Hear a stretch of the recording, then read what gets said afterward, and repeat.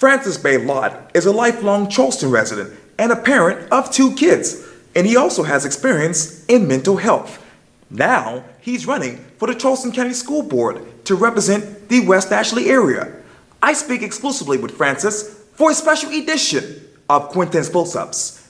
And be sure to download the free Quintin's Close-Ups app in your Apple or Google Play stores. And listen to this interview later on iHeartRadio. Francis Beylotte, it's so good to meet you. It's good to meet you. Oh, I appreciate this greatly. Yeah. As we sit here right now, you are an advocate for education. Yes. And you had some developing news that you told a lot of your friends and followers on Facebook just recently, July 13th. Yes. You said this quote, "Filed to run for Charleston County School District Board of Trustees with my campaign manager meeting one of your kids. Ready to make an entrance, so back on up. Give me the microphone first, so I can bust like a bubble. West Ashley, James Allen together, now you know you're in trouble. I'm giving you the microphone.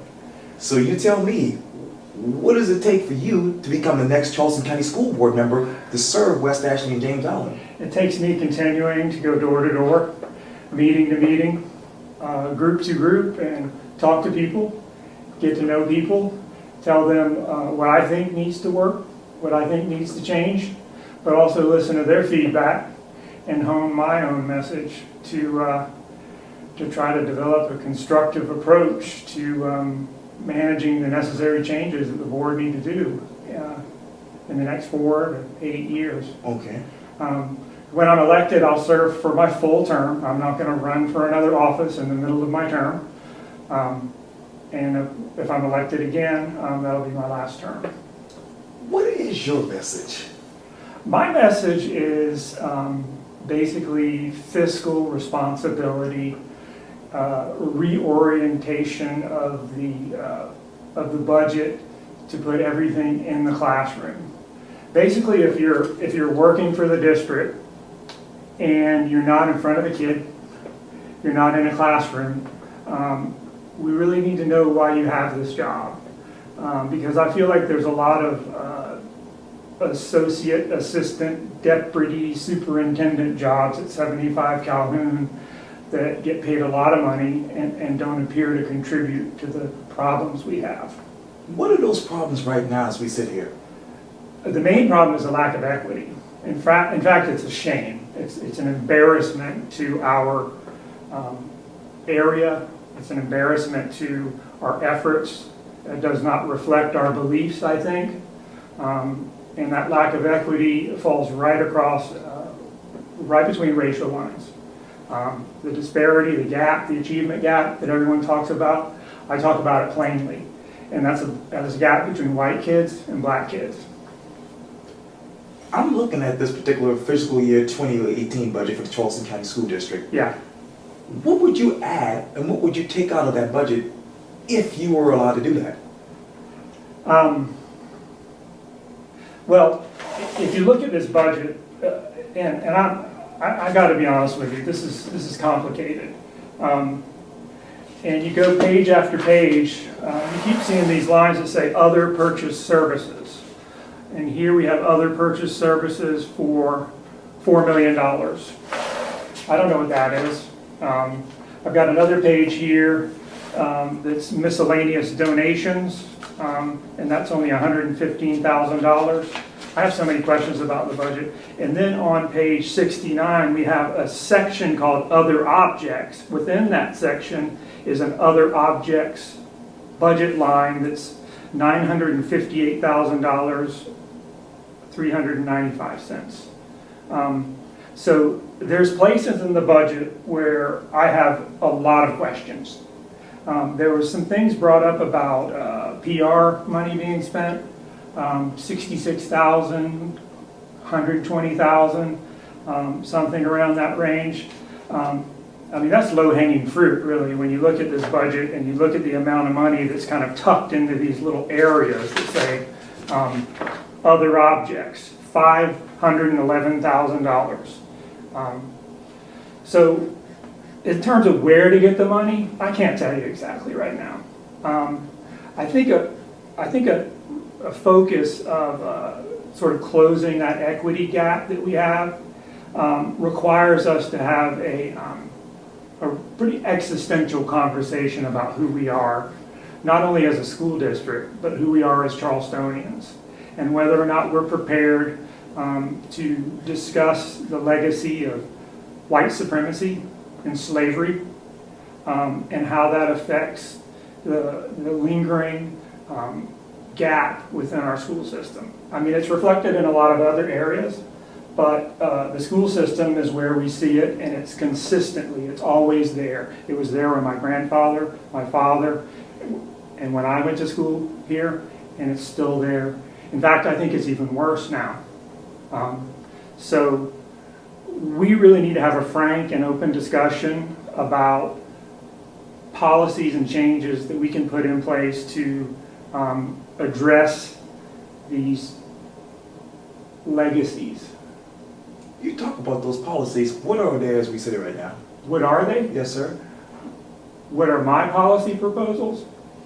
I think we have to focus larger amounts of our budget into reparative processes in failing, mostly black schools. I don't think it's a matter of equity. I think it's a little bit of a loose term, maybe not the most correct term. I think some of our schools need more than equity. I think they need reparative policies that address all of the issues that are causing kids to not perform well. And not all of those are in fact in the classroom, right? Let me give you an example. Okay. When in 1965, when the war on poverty was established, and all of those, all of the things that went with that were put in place, that is when the achievement gap began to close. And it continued to close throughout that process while those policies were in place. And I'm not going to go through everything. Okay. You don't need me to go over everything that Johnson put on the war on poverty. There was also the Voting Rights Act. There were a lot of things that really put in place around 65. Because we had Brown in 1954, but of course South Carolina dragged its feet and didn't really do anything. And so finally the 65 Act came around and really forced that, right? And during that time, the approach to reducing poverty and providing all kinds of other services in the schools, as well as in our homes and our society, began to close the gap. And from 1965 up until the 80s, the gap was closing. In fact, if those policies would have stayed in place, the achievement gap between black kids and white kids, they weren't really collecting data on Latinx kids and other groups at that time. And this is Charleston, so I want to focus on that. Okay. If those would have stayed in place, we would have closed the achievement gap by the year 2000. Now imagine that.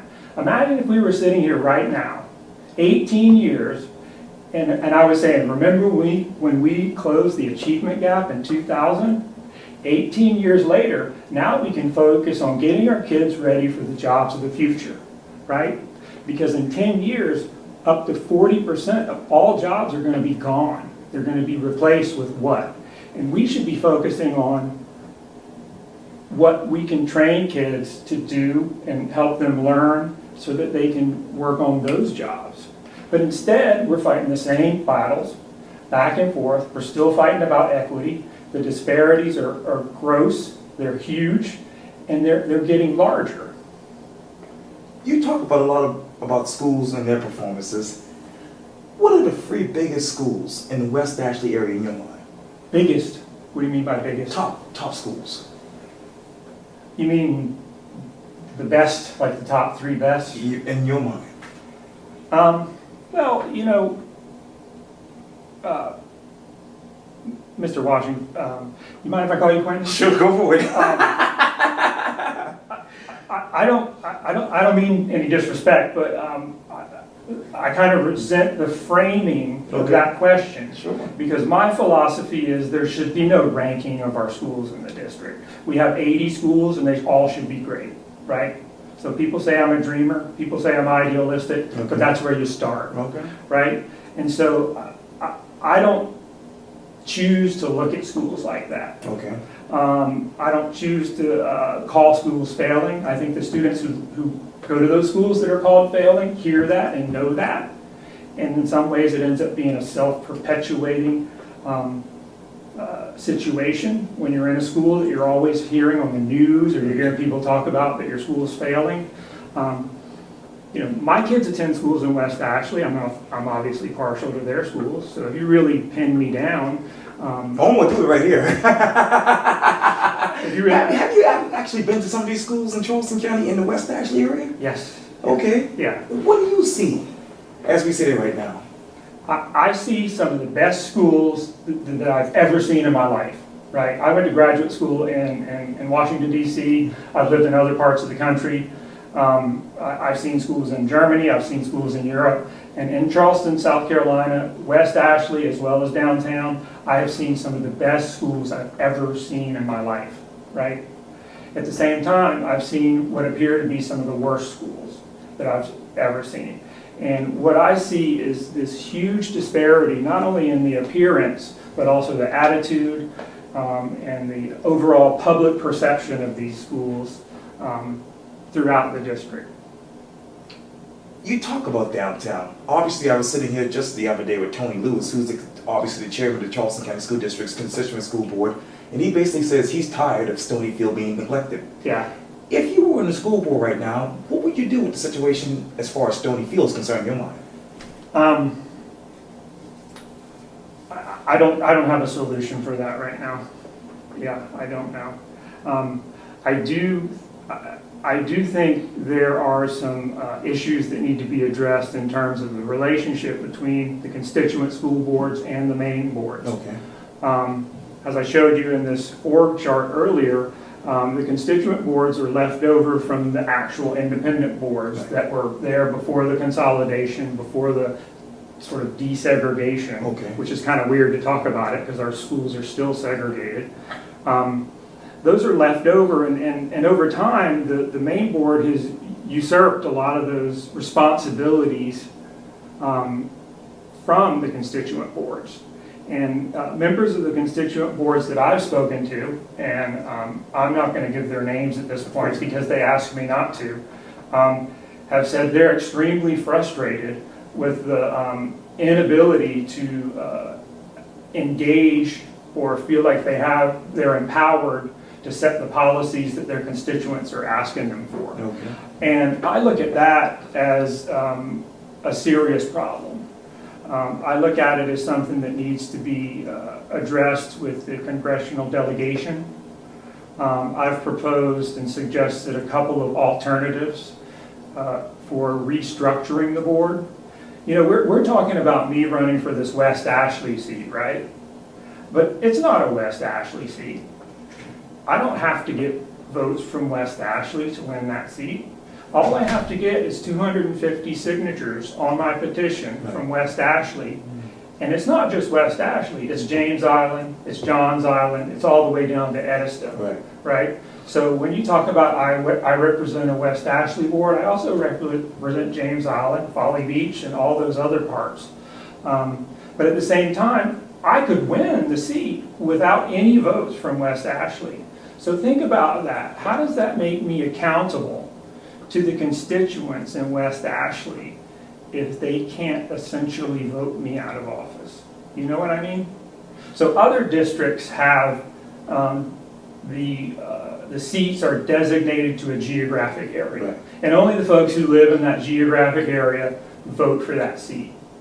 I think that is a better solution than what we have now. And I think there should also be 2 or 3 maybe at-large seats that are kind of like the seats we have now, because all our seats are at-large, really. And I think we need to have some more direct accountability with your neighborhood schools, your neighborhood constituents as a member of the board. I've said that you either need to get rid of the constituent boards or give the constituent boards more power. Now, some folks have told me that they strongly disagree with that, but I'm willing and open to having that discussion. I've had that discussion with candidates for the State House who will be a part of the congressional delegation. I'm counting on quite a few of those changing. And I would immediately, when I'm on the board, begin a dialogue about ways to restructure the board. Because I think the board has been like this since 1967. And have you noticed anything changed in the Charleston County area since 1967? It's a trick question. Of course it has. Of course it has. I mean, it's blown up. It's a completely different place, right? Also, there's been an argument, and I know Elizabeth Moffley has argued for, and Larry Kabrowski. These are two folks that I do not share a political ideology with. But at the same time, I understand and can see the need for some kind of reform in the overall structure of the board.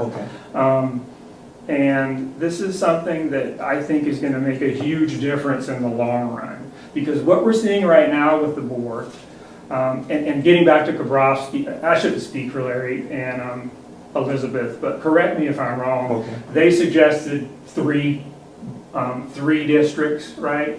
Like dividing the districts between downtown, a Mount Pleasant district, and a Johns Island, James Island district, and having a separate district. You know what I'm talking about? Have you heard them? I haven't heard anything yet, but I'll go back and do my research. Yeah. So I'm sorry if I'm misquoting people, but I remember Elizabeth Moffley either writing an op-ed or some kind of article about doing that, and I know that I think Larry Kabrowski was also in favor of that.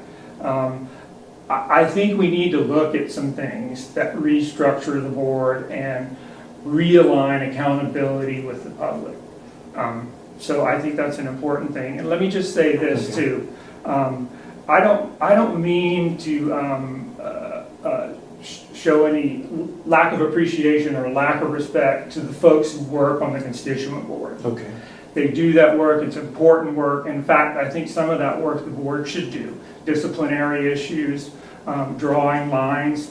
Those are really kind of high stakes things that the board should be accountable for. And I think the board needs to be more in touch with and it'll take more time, don't get me wrong, but I think the main board members need to be in touch with the disciplinary issues that teachers and principals are facing on a day-to-day, week-to-week basis, to have better understanding of that. So,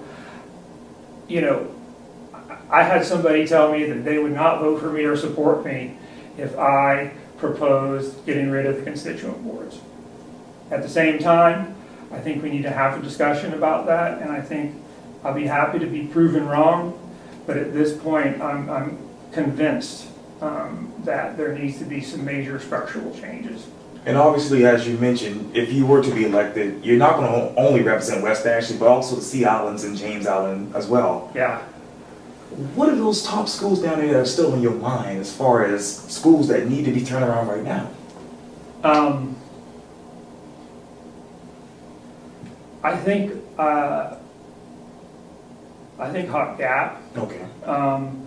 I think you need to do more than just put a magnet school in the middle of another school to actually improve the school. I think that's kind of a rigged and tricky way to raise test scores. I think if you convince a bunch of white parents to come and sit in the middle of a black school and then turn around and say, look, our scores went up, maybe they do on average, but how have the lives of those black kids changed as a result of that policy? And let me get back to the Charleston County School Board. I know that you also said this on July 25th. You said this: your boy takes the school board away from the selfish politicians. What do you mean by selfish politicians? I think, I'm going to call out people by name. I voted for Reverend Eric Mack. I was disappointed that he turned around and ran for the State House the year later. I feel like that's showing a lack of commitment to the job that you were asked to do. I've seen other members of the school board run for office in the middle of their term. Now, they're free to do that. If you file, you can run. I just feel like when you go and you ask for the voters to put you in to do a job, for 2 years, 4 years, you should stay and do that job. Now, if you have an emergency, if you have a family or a personal issue, I know there was a school board member a while ago, I need to get a drink of water, I think Toya Green. Right. She had to move. Right. In fact, before I filed, I found out she was moving back, and I asked her to run again. Okay. And I think, I think we need better diversity on the school board. I think we need more women on the school board. And so I was hoping she would run. I shouldn't speak about somebody like that, but What is your definition of a Charleston County School Board member? well, it depends on which one. I think a lot of folks, like I said, when you quoted me there, when I said selfish politicians, I think a lot of people come through the school board just as a scrimmage, just to practice for another office. They maybe want to run for the state house, they want to run for city council, they want to move through there in a way to advance their own political career and do very little in terms of engaging and active policy change and reform. And that's what I see, and that's what I meant by that statement. Okay. And I think, these are the most important elections in November, the school board, city council, and the state house, and I think we need to elect people who are serious about going in there and doing hard work and making significant changes that reflect the reality of 2018 and don't have any other interest in launching this political career. And as you watched on Thursday when I did the interview with Sydney Boone Coates, she basically gave the Charleston County School Board C-. What letter grade would you give them as far as performance right now?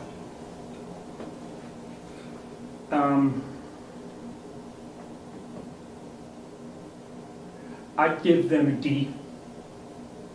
Yeah. And obviously, Superintendent Jarita Postway has been there for 3 years, I believe 4 years for an academic year. Yeah. What else would you want her to do as far as superintendent in her next couple of years there? I mean, what else? I mean, by saying what else, you're assuming that she's actually done something. I would give her an F+, mainly because she appears to have the right perspective on inequities, and she appears qualified on paper. However, her term has been fraught with controversy. And it makes perfect sense that she would need to spend a large amount of money on PR because that's something they've failed miserably at doing. The first time I noticed anything about her is when I saw my daughter's first grade teacher on the cover of the Post and Courier holding up a sign in front of 75 Calhoun Street protesting the potential policy to tie, I think it was MAP scores, Right. to teacher evaluation.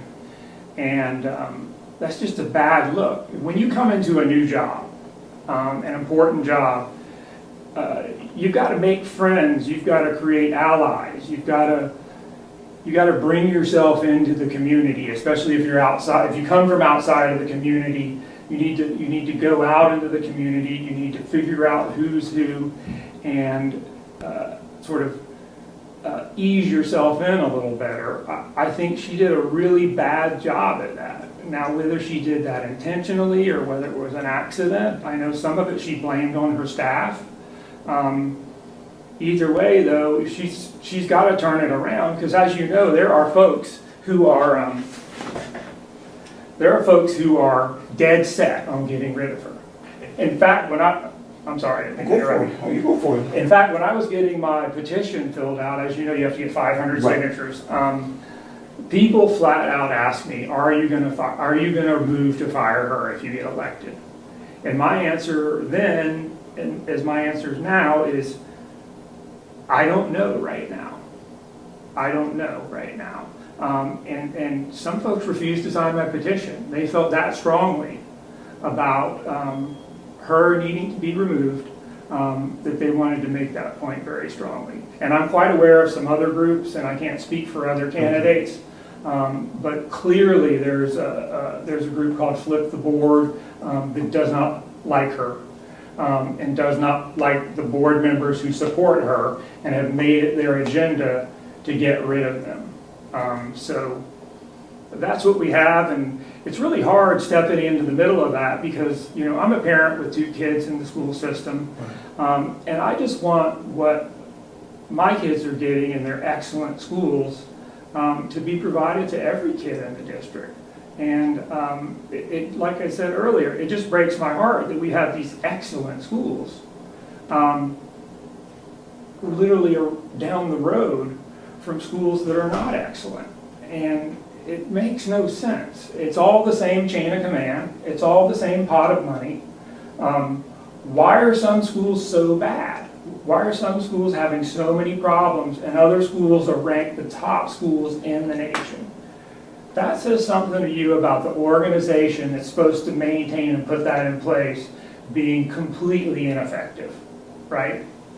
And let me get back to that question about Dr. Postway. Just to be fair, as you watched the interview on Thursday with City Bowl Coach with me, she basically says they don't have an image consultant down there. They never paid for that type of stuff.